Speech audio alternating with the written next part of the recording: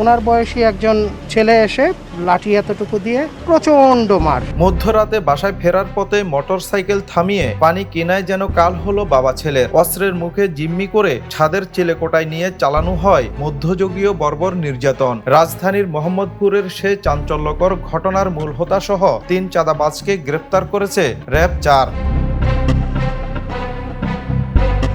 ঘটনার শুরু গেল 2রা জুলাই দিবাগত রাতে। ব্যবসায়ী মাহফুজুর রহমান তার ছেলেকে নিয়ে মোটরসাইকেলে মোহাম্মদপুর থেকে সবুজবাগের বাসায় ফিরছিলেন। কল্যাণপুর দারুস সালাম জামে মসজিদের নিচে পানি কিনতে থামলে হঠাৎ 5 থেকে 6 জন সশস্ত্র সন্ত্রাসী তাদের জিম্মি করে। একটি পুরনো ভবনের চিলেকোঠায় নিয়ে শুরু হয় নির্মম শারীরিক নির্যাতন। দাবি করা হয় 5 লাখ টাকা।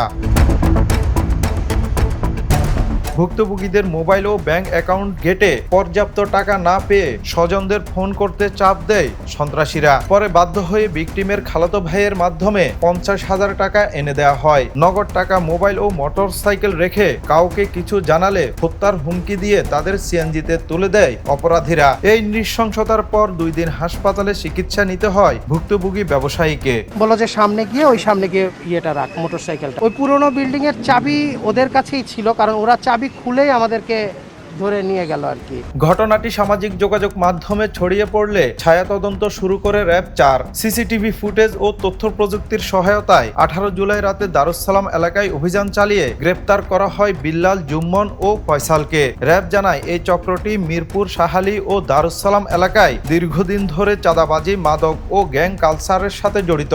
তাদের বিরুদ্ধে বিভিন্ন থানায় একাধিক মামলা রয়েছে।